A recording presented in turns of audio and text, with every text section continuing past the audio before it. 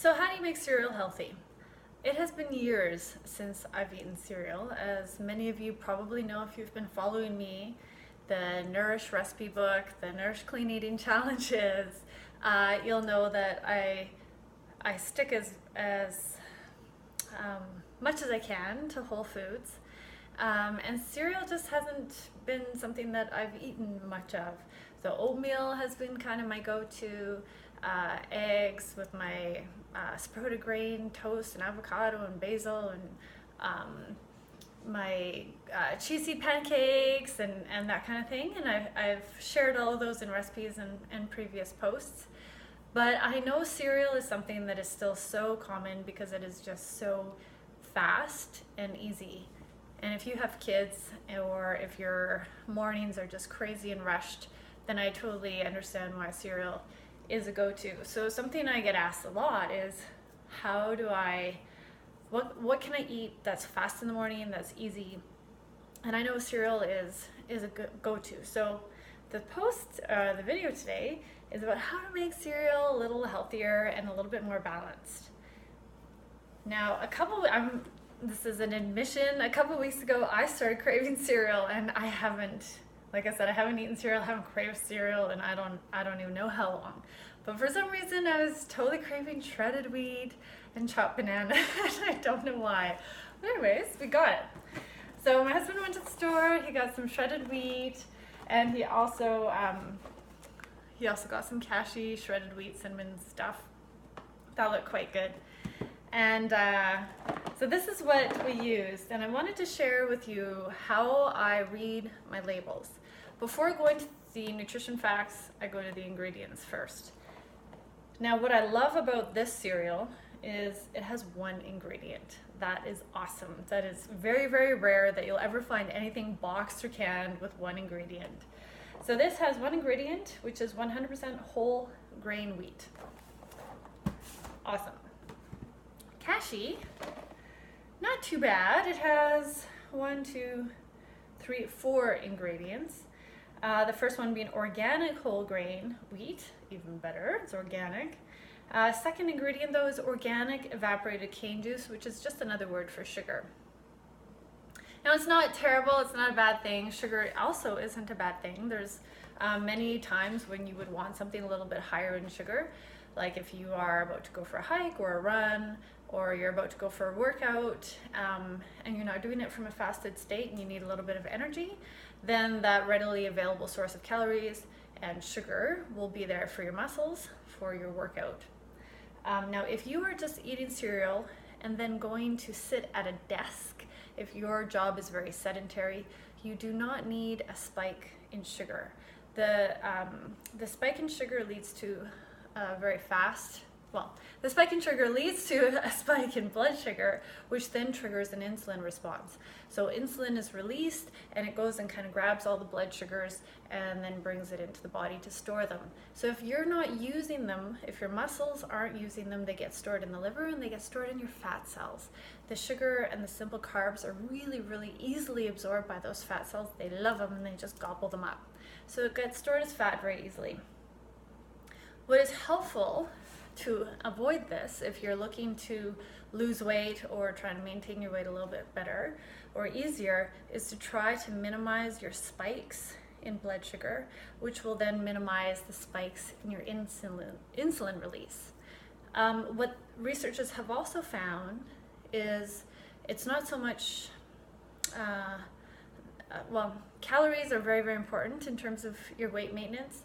But what we really want to look at is maintaining, as much as possible, a steady, stable blood sugar level and minimizing those ups and downs. It's often, when we spike our blood sugar, it's actually the crash where we feel hungry again, where we start to feel really tired, maybe foggy in the brain. And that's when we'll reach for coffee or the simple carb, sugar-loaded type of treats, like the muffin or the cookie or the bread or toast or whatever. So by minimizing those spikes and valleys, we keep our alertness higher, our energy level is higher, and we're not reaching for those other kinds of foods, which are very easily stored as fat. So how do you make, back to my main point, how do you make cereal healthy? Or at least balance it out. Now, if you would like, if you're really wanting to lose weight and needing something fast and you're wanting cereal, shredded wheat like this one might be a really great option. However, if you love your cereal and you're not ready to change it, if you're not ready to give it up for whatever reason, no problem. Just stick with whatever cereal you have, and this tip that I'm about to share will help to balance it out a little bit more, providing some more fiber, healthy fat, and protein, which will level out that glycemic load. The glycemic load is the overall impact of your meal. So you may have heard glycemic index before. If it's very high, if a food is very high on the glycemic index, it'll spike your sugar quite quickly. And if you're not exercising to, if that energy isn't going to your working muscles, it'll be stored very quickly as fat. So the GI load is the overall impact. So you could have a fairly high GI food, for instance, maybe your cereal, but if you balance it out with other foods that are lower, that are higher in fat, fiber, and protein, then you bring that load down. And here's my trick. Here we go. It's this. It is, now you may have seen this before in other posts, because I put this on my green smoothies, I put it on my oatmeal, and also on my cereal. So we have ground flaxseed, hemp seed, pumpkin seed. Last post I had walnuts in this container. Today it's almonds and chopped pecans. And what these do is they have a great source of omega-3s, so healthy fats here, we've got fiber, and then we also have protein, which will help. What I also do to my cereal is add some turmeric. Turmeric is fabulous. There's plenty of benefits to turmeric. Some people don't love the taste, but if you don't go overboard, you won't taste it too much. It's a fabulous antioxidant and anti-inflammatory. And also, as I was creating the Nourish Clean Eating recipe book, I came across the fact that if you mix turmeric with cauliflower, so sprinkle it on with and roast your cauliflower, it has a prostate cancer lowering risk. So that might be interesting for the men in your life, is to add some turmeric to your cauliflower. I also add cinnamon. Cinnamon has also been shown to reduce your blood sugar levels and to lower those spikes. And I love chopped ginger. Ginger is great for circulation and many other things. So I chop up ginger and put it in my cereal. So that's what I do. And then I don't drink milk. So what we did was we got some coconut milk and almond milk. There's some stuff now on the shelves, that are mixed, like it's an almond coconut mix. This is just straight coconut milk, unsweetened original, and this is unsweetened original almond milk. I find the coconut milk, even though it's unsweetened, very sweet and rich. So if you like that, great. I cut it, so I do about half and half, and then I even add some water because I just find it really, really thick.